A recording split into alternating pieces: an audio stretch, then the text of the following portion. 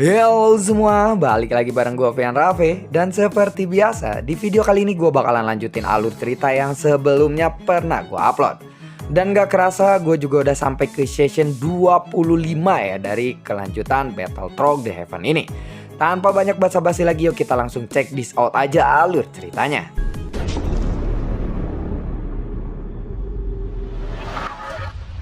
Di episode sebelumnya, Giant telah menggunakan teknik Angry Buddha Lotus Flame 3 warnanya untuk kedua kalinya. Ini benar-benar sangat di luar dugaan. Klon dewa asli yang terkena oleh dampak ledakan ini kali ini sudah menyemburkan banyak darah. Kulitnya benar-benar terbakar dan tubuhnya mengeluarkan asap putih di bawah panas dan teriknya Angry Buddha Lotus Flame ini. Tubuhnya memang runtuh dengan cepat, tetapi pada saat yang sama, kekuatan pemulihannya juga sangatlah kuat dan langsung memperbaiki tubuhnya. Pada akhirnya, klon dewa asli pun berhasil bertahan dalam ledakan Angry Buddha Lotus Flame 3 warna milik Giant ini. Dan pada saat ini, ada tanda bintang yang berkedip di alisnya. Dan ada suara aneh yang terdengar di telinganya. Tai Yuanyi, anakku, ucap dari suara itu. Sebuah suara yang asing memasuki telinga klon dewa asli. Giant pun melihat sekelilingnya, namun dia tidak menemukan dari mana asal dari suara itu. Tidak, aku bukanlah anakmu. Siapakah kamu? Tanya dari Giant yang ada di dalam klon dewa asli. Saat suara itu keluar, ada sebuah gelombang energi yang memasuki pikiran Giant. Dan suara itu pun bergema di benak Giant. Berani-beraninya kamu mengambil anakku, ucap dari suara itu lagi. Suara itu terus terdengar dan menggelegar seperti petir di benak Giant. Sampai sekarang, Giant tidak tahu apa yang terjadi dan dari mana suara itu berasal. Giant juga tidak tahu siapa Tai Yuanyi ini. Meskipun klon dewa asli telah punah, seharusnya kamu tidak bertindak ceroboh seperti ini dan berani-beraninya mengambil tubuh anakku. Karena garis keturunan klon dewa asli bukanlah sesuatu yang bisa dinodai olehmu seperti itu, ucap dari suara itu.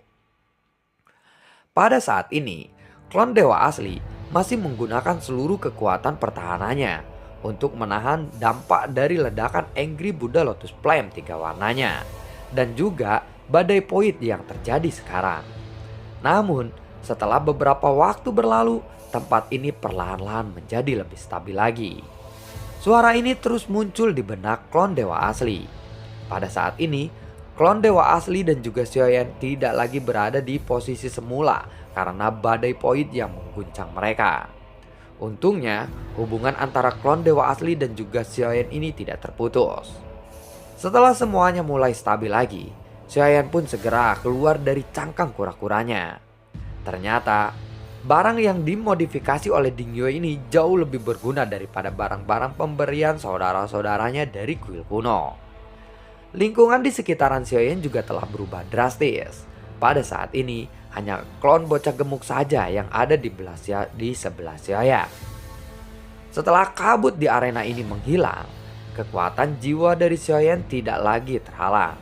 Dan ketika kekuatan jiwa ini menyebar, semua aura di sekitarnya bisa dirasakan oleh Giant. Dalam rencana awal Giant, dia masih ingin menangkap bocah gemuk kaisar pemakan jiwa ini hidup-hidup. Tetapi sekarang, situasinya telah melampaui kendali Giant. Terutama karena labu bau bermata 9 tiba-tiba tidak mau menyerangnya. Hal inilah yang membuat Giant kehilangan senjata terkuatnya dalam sekejap. Dan pada akhirnya dia harus mengalami keputusasaan. Dan dia akhirnya melemparkan Angry Buddha Lotus Flame untuk kedua kalinya. Dan itu mungkin membuat si klon atau si bocah gemuk kaisar pemakan jiwa ini hancur. Ketika Giant menghancurkan wilayah ini dan memicu badai Void yang muncul, Giant tidak tahu apakah dia benar-benar telah memusnahkan bocah gemuk kaisar pemakan jiwanya atau tidak. Sementara itu, di dasar lautan di bawah jurang kutub maut, di suatu tempat yang sangat dalam, ada sosok yang dengan cepat jatuh ke dalam jurang. Sosok ini dikelilingi oleh kabut hitam. dia juga memuntahkan seteguk darahnya. Satu lengannya telah patah dan tubuhnya terbakar. Dia benar-benar terlihat sangat menyedihkan. "Sialan, aku benar-benar dikalahkan olehnya," ucap dari si bocah kaisar pemakan jiwa itu. Ternyata sosok ini adalah sosok si bocah gemuk kaisar pemakan jiwa yang telah terluka parah dan jatuh ke dasar lautan. Pada saat ini napasnya sangatlah lamban dan situasinya tidak lagi baik-baik saja. Namun ini masih belum berakhir, ucap dari si bocah gemuk pemakan jiwa. Setelah jatuh ke dasar jurang atau dasar lautan ini, dia duduk dengan susah payah dan ada kabut hitam di sekelilingnya yang telah beredar dan membentuk segel hitam di depannya. Pada saat segel hitam itu terbentuk, semua pemakan jiwa dari wilayah jurang kutub maut pun lalu membeku. Dan kemudian mereka semuanya pergi ke dasar jurang kutub maut. Mereka pergi ke arah di mana bocah gemuk itu berada. Kekuatan bocah gemuk kaisar pemakan jiwa ini berasal dari jiwa-jiwa orang lain. Selama masih ada cukup jiwa yang menopang kekuatannya, maka bocah gemuk kaisar pemakan jiwa ini masih bisa pulih kembali. Kemudian sosoknya lalu menghilang di dalam kegelapan. Lalu di dalam kegelapan, sosok besar berputar-putar dan tampaknya benar-benar menyatu dengan kegelapan saat ini. "Sungguh jiwa-jiwa yang menjijikan. Ucap dari si bocah gemuk kaisar pemakan jiwa ini. Lalu tidak lama kemudian, sosok bocah gemuk kaisar pemakan jiwa pun muncul kembali. Tetapi pada saat ini tidak ada kehidupan yang tersisa di area di sekitarnya. Jadi dia tidak mendapatkan banyak jiwa sekarang karena semuanya telah musnah. Apalagi di bawah dasar laut ini ada makhluk yang tentu saja tidak akan bisa diprovokasi, yaitu Jiuying. Klan dewa asli kembali bergerak pada saat ini. Dia menolak semua suara yang datang di pikirannya dan segera melesat menuju tubuh asli Xiaoyan. Tetapi karena suara itu terus menggelegar, jiwa Xiaoyan di dalam tubuh klon dewa asli pun sedikit terguncang. "Keluarlah dari tubuh anakku itu," ucap dari suara itu kembali. Suara itu terus bergema di benak Xiaoyan. Dan melalui suara-suara ini, Xiaoyan juga sepertinya mengerti bahwa suara ini seharusnya berasal dari mayat dewa asli primordial bintang 5 sebelumnya yang telah dia lihat. Mungkin ada sesuatu yang lain yang ikut terhisap saat klon dewa asli sedikit menghisapnya. Kekuatan bintang dari mayat dewa asli bintang 5 itu. Mungkin ada sedikit secerca jiwa yang ikut terhisap dari kekuatannya juga. Dari kata-katanya, Xiaoyan sangat terkejut. Seolah-olah klon dewa asli yang direbut oleh Xiaoyan adalah putra dari mayat dewa asli bintang 5 itu. "Hei makhluk rendahan, cepat keluar dari tubuh anakku itu," ucap dari suara itu lagi. Suara itu terus terdengar. Xiaoyan lagi-lagi melihat sekelilingnya. Karena pertempuran ini semuanya yang ada di sekitarnya telah berubah. Dan mayat dewa asli bintang 5 juga sudah lama menghilang entah kemana. Xiaoyan tidak tahu di mana keberadaan dari mayat dewa asli bintang 5 itu. Xiaoyan hanya merasakan kepalanya sangat terasa sakit sekarang. Sepertinya tubuh klon dewa asli mulai melawan secara nurani karena adanya suara itu. Di bawah tekanan absolut dari garis keturunan dewa asli, klon dewa asli pun tiba-tiba berhenti bergerak dan melayang di atas lautan hitam. Pada saat yang sama, lautan hitam juga tiba-tiba bergelombang dan air laut terus naik. Seolah-olah ada sesuatu yang besar dan meledak di bawah lautan itu. Buar! Laut lalu meraung dan sosok yang besar secara perlahan mulai muncul. Sosok ini adalah mayat dewa asli bintang 5 yang pernah dilihat oleh Xiaoyan sebelumnya. Setengah dari wajahnya telah hilang dan satu lengannya juga telah menghilang. Pada saat ini, Xiaoyan menyelidiki ada kekuatan jiwa di dalamnya. Mayat itu hanya seperti cangkang yang kosong, tetapi sekarang tubuh itu memancarkan tekanan darah yang sangat kuat pada klon dewa asli. Dan di bawah tekanan ini, klon dewa asli milik Xiaoyan pun tidak bisa bergerak sama sekali. "Siapakah kamu?" Dan mengapa kamu ingin mengambil tubuh anakku itu? Ucap dari suara itu. Suara itu terus terdengar, dan klon dewa asli bahkan tidak bisa mengangkat kepalanya sedikit pun. Jika saja dewa asli bintang 5 ini masih hidup dan kekuatannya masih utuh, Xiaoyan pasti akan mati karena tekanan itu di dalam pikirannya. Untungnya saat ini klon dewa asli bintang 5 ini telah mati. Aku hanya menggunakan tubuh fisiknya untuk membantuku. Jika senior mempercayaiku, biarkan aku untuk menggunakan tubuh anakmu itu. Karena mungkin aku bisa menghidupkan kembali garis keturunan dari klon dewa asli melalui tubuh itu, ucap dari Xiaoyan.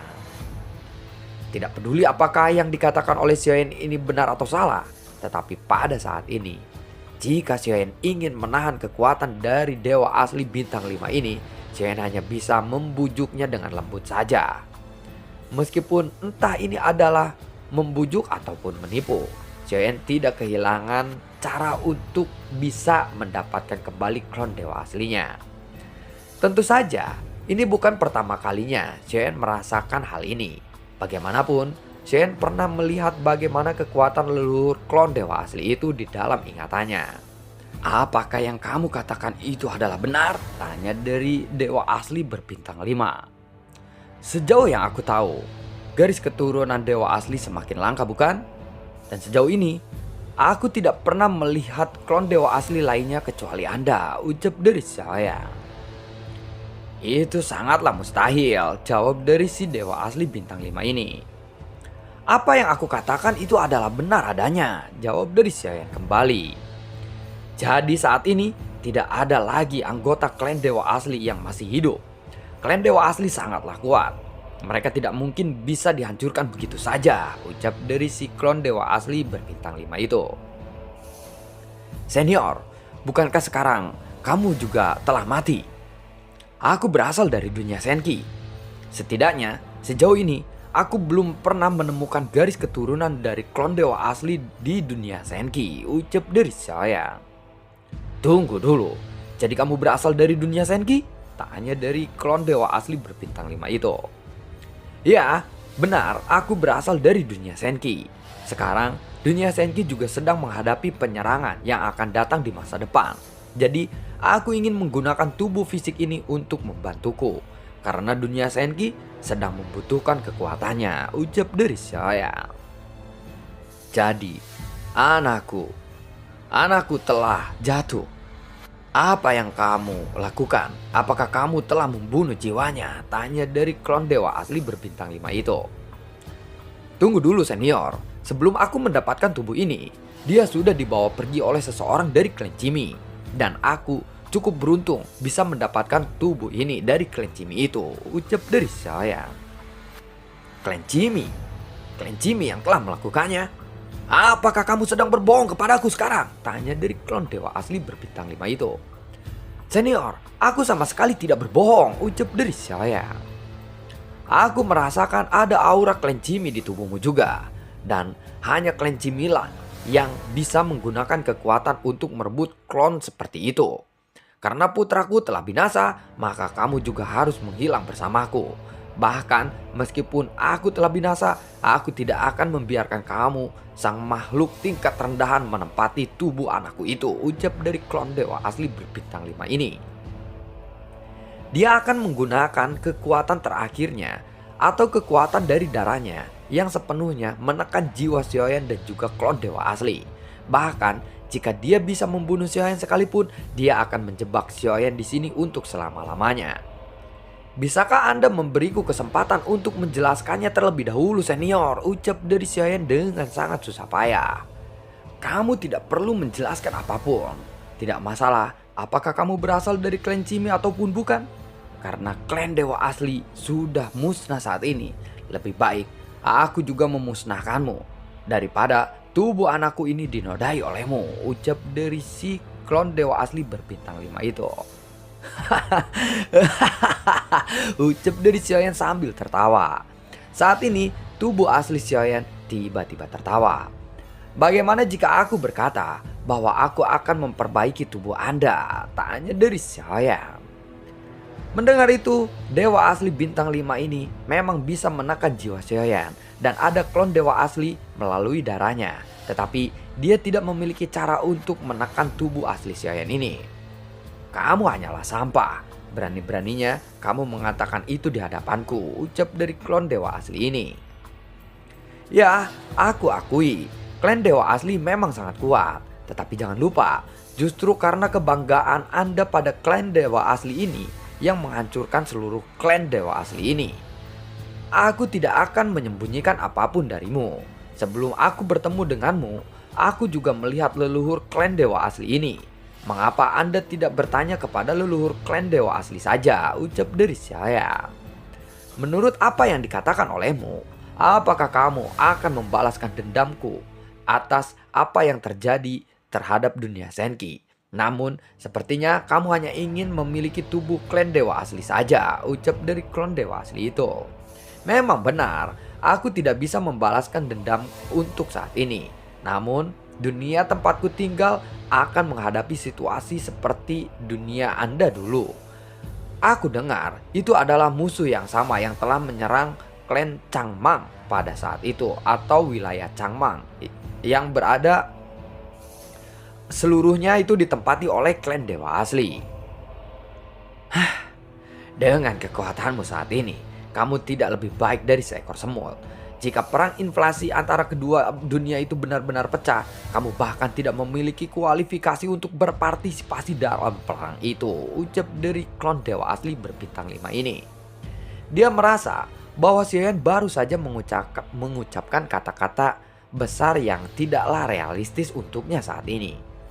Dunia Senki memang tidak terlalu luas, dan kami juga tidak memiliki klan dewa asli yang arogan seperti Anda. Tidak peduli kekuatan apa yang aku tunggu, aku akan melakukan yang terbaik. Bahkan, jika kekuatanku tidak cukup sekalipun, aku akan selalu mencari harapan, ucap dari saya.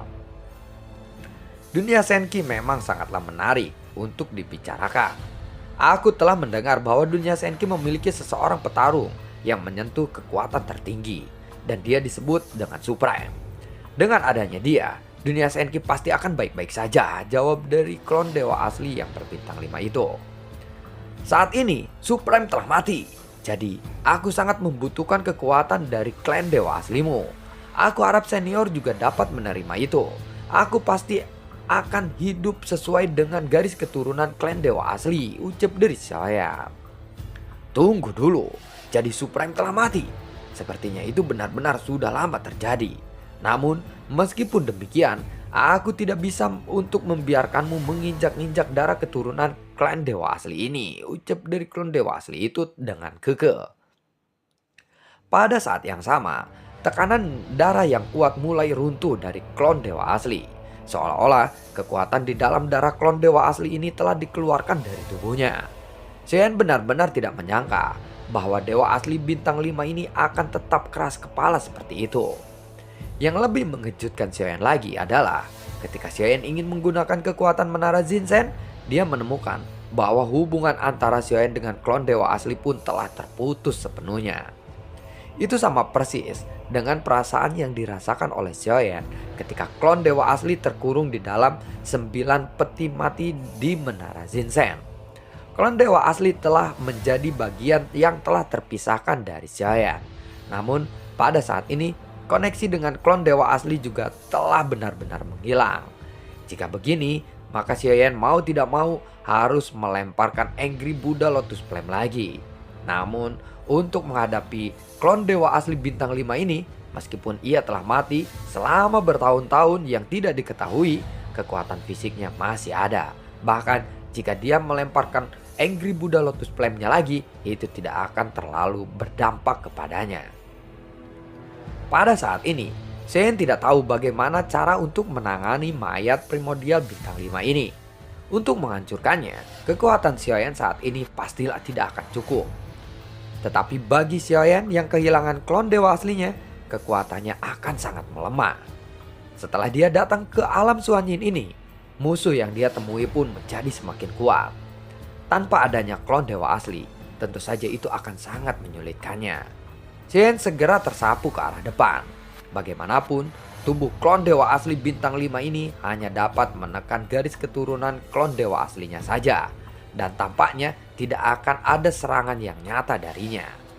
Selama Xiaoyan bisa memasuki klon dewa asli atau memasukkan klon dewa asli ini ke dalam menara Zinsen dan kemudian pergi dari sini, maka tidak akan ada masalah yang akan terjadi kepadanya di masa depan.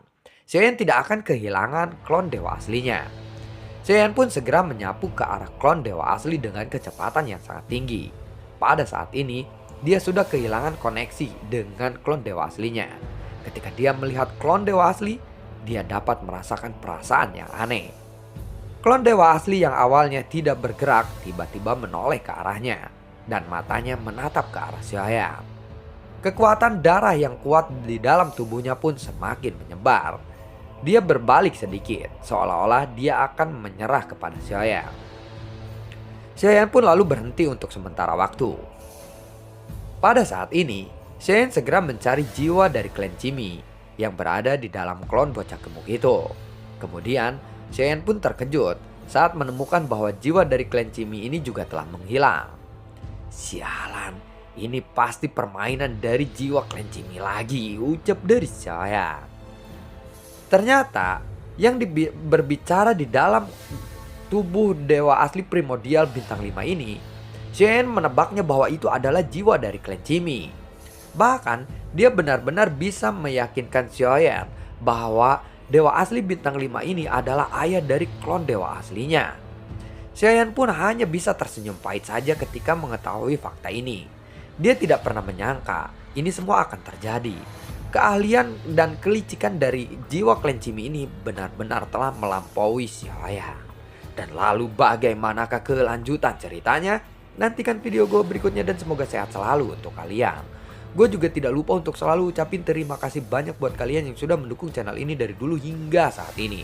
Dan gue juga selalu ucapin terima kasih banyak untuk kalian yang sudah mensupport channel ini lewat link Saweria di bawah kolom deskripsi. Sampai ketemu lagi di video gue berikutnya dan semoga sehat selalu untuk kalian. Assalamualaikum dan sampai jumpa. Dadah.